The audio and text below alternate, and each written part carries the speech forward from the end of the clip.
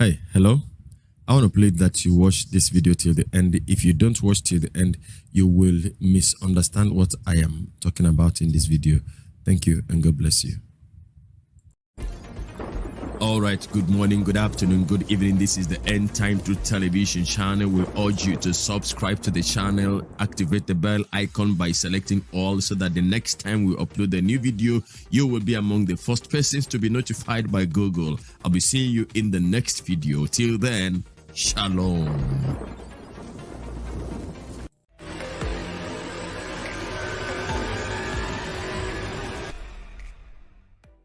I never knew that 5 years into office as governor, I would still find somebody who could live in a thatch house in Crosswest. I almost cried because I knew how prepared I was, but it didn't end the way I had dreamt for the state. And I just think that somewhere God will just help me because I really wish I could really help. I really wish I could help. It's very painful, truly. I can't put 5 years and I've not been able to change.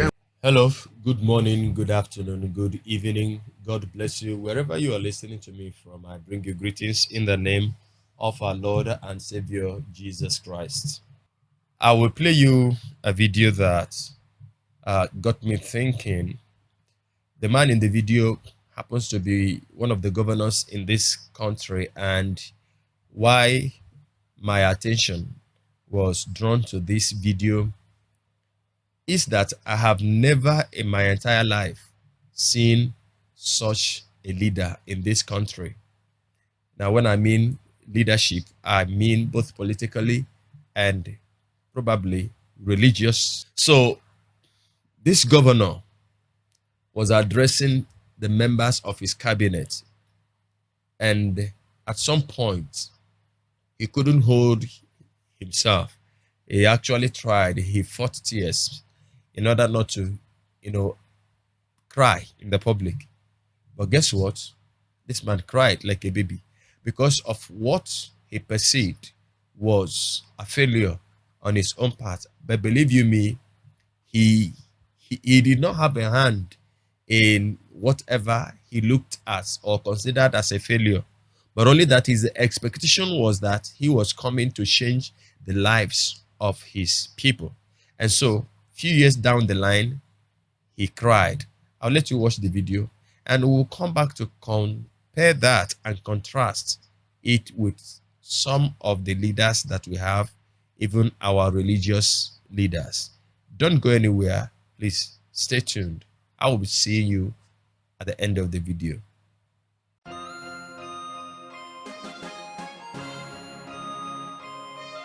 We implore you to know that your responsibility from today going forward is to put an end to illegal taxes on people. We have a tax law here that prescribes those who are exempted from tax.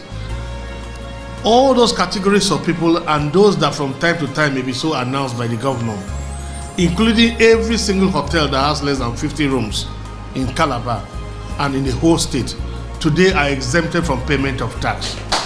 We have exempted all Okada drivers, taxi drivers, airport taxi drivers. We have exempted small salon owners, small catering and restaurant points, mama put, eatery points.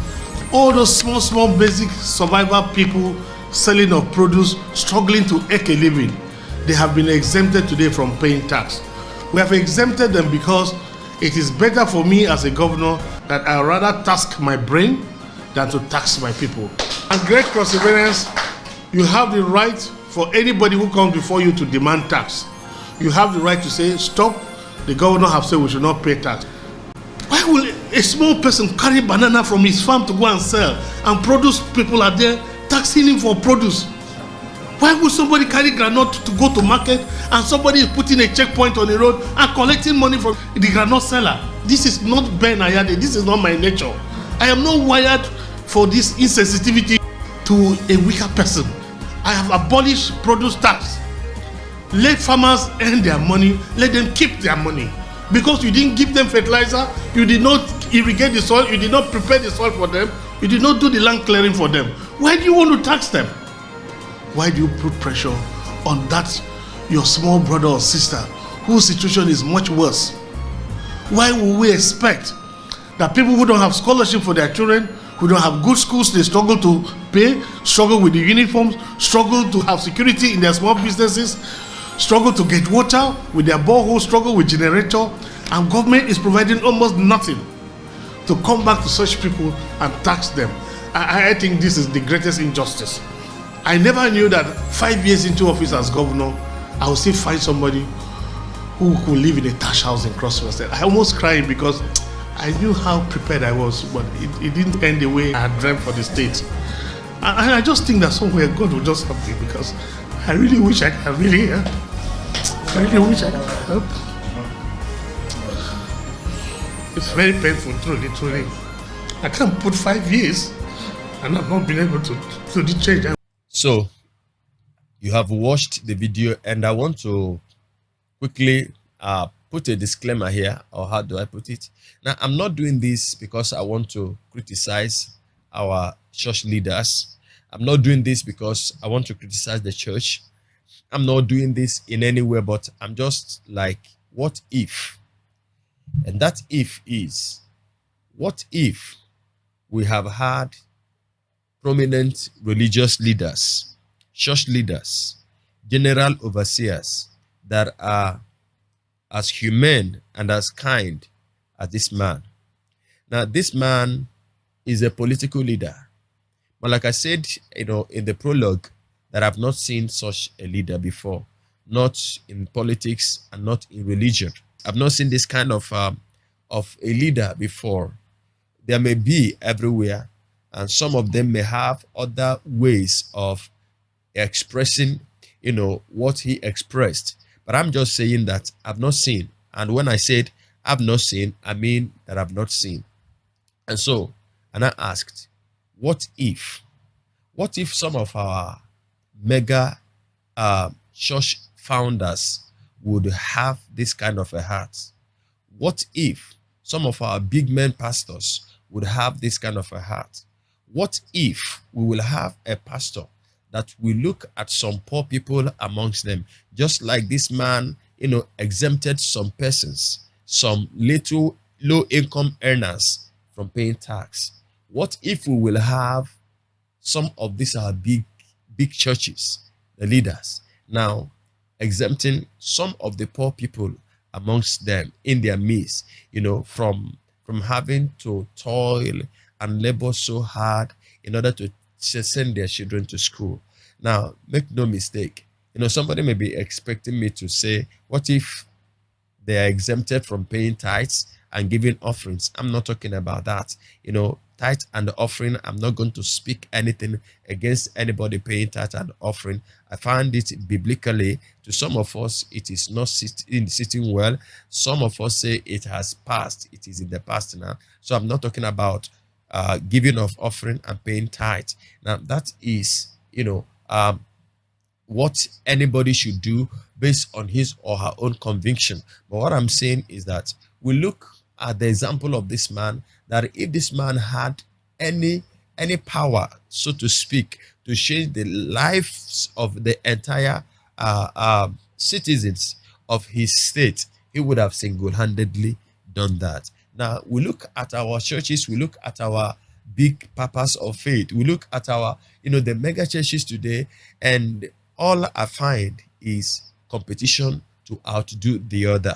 The competition to have or to own the biggest auditorium in the whole world. Now, and some days I was asking myself, what if any of these our big pastors and big churches now could sit down? In Nigeria, there is no good hospital. That is why you see politicians, they will come to London, go to India, go to France, go to Germany to treat headache and malaria. Now, because they have stolen the economy dry. And so none of them has trust in the system, in the health system of the country. And some of these our leaders, they do travel out, and I have seen the kind of facilities, health-wise, that is obtained outside there.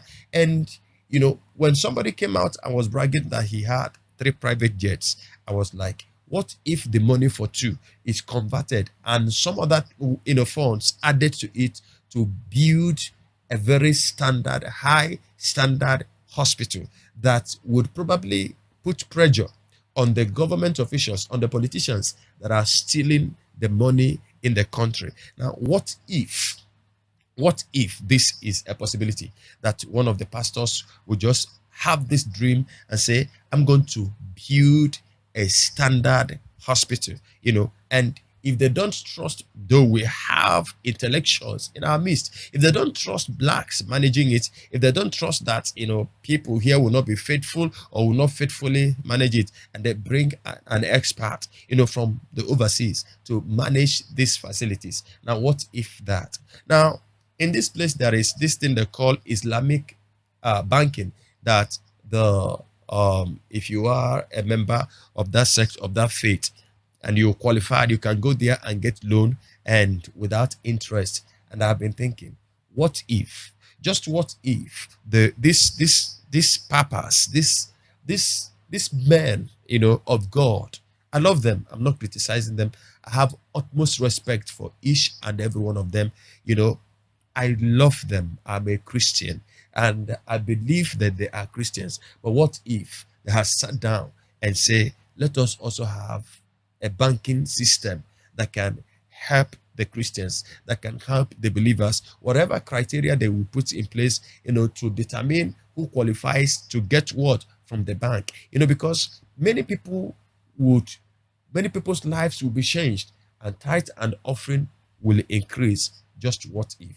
Just what if we have people in place who are thinking for the less privileged, that in our midst we have brilliant children who are probably orphaned or who are fatherless and their mothers cannot send them to good schools, and these children are very intelligent. And what if there is a system, established that will take care of these children? We know that it is not possible actually for the church to take care of all the needs of the members of the church. But I heard something from Miles Monroe.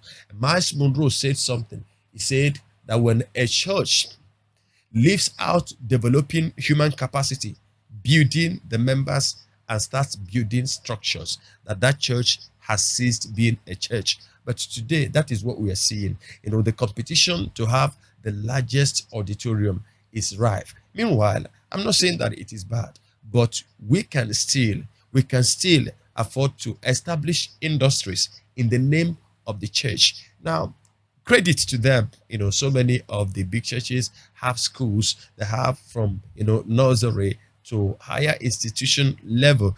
It is good, but then the pain and the problem still remains that not all, not so much amongst us, the members and the believers in these churches can afford the tuition fees of these organizations. Now, but that we may put it down to the fact that this country is not working because the cost of running the schools, generating light and water and what have you that individuals are doing on themselves on a daily basis may have contributed to the high cost of the schools being managed. Now, that is by the way. Now, but the problem is, and the question is, just what if? That is my question. Just what if we have these leaders who are humanly kind, like this man is? What if? I believe that this place would have been a better place. This place would have been a better place. Now, my problem is this, that we are talking about the rapture. We're talking about the coming of Jesus. But we see our leaders who are telling us about the end time, who are telling us about the coming of Jesus. They are busy investing billions in things that don't have eternal value. If Jesus is coming, which I believe, I know he is coming now, and individuals are stocking hundreds of millions of dollars and nairas in their bank account. Now, when the Antichrist comes and when Jesus comes, what use will those money that have been stashed in their bank accounts, of what use will it be? Of what use will the gigantic cathedrals be when there are children who are languishing in poverty? Children whose parents cannot afford, to feed them well, not to talk of sending them to schools. Yet we have men in the church, religious leaders, not just pastors alone now, but we have so many rich leaders in the church that are stockpiling money. They are after, amassing wealth. Now, I'm not saying that it is bad to be uh, to be industrious. It is not. Um, the truth is that if we truly believe that Jesus is coming, there are some basic things of life that if we have them, we should be contented. And then we should be out there to make others smile, to put smiles on the faces of those poor children that are out there suffering. There are many widows in our midst that we don't even know how they are eating, how they are surviving. We don't know how they live their lives. Just what if? Just what if that amongst us we have people who are human enough to understand that we can have billions to our names in the banks, but then it will not go with us to heaven. It will not go with us, even if we don't die before Jesus comes and the trumpet sounds. Those billions will be useless. They will be worthless. Why not deploy them to a better use today so that the church society will also, be sweet enough? Now, when we are talking about the system of the Antichrist, what system has the church put in place? Because Jesus, the Lord, never put us in the dark of what is to happen. Now, what preparations are these our leaders and the church? What preparation is the church making against the coming days of the apocalypse? May the Lord help us. I want to read your comments. Understand that I've not criticized any of your pastors. I'm also in the church. I am part of the church. What I have said here also affects me. So I'm not talking about your pastor. Let me read your comment. Share the video link if you so much care about it. And like the video if you truly do. I'll be seeing you in the next video. From me to you. Shalom.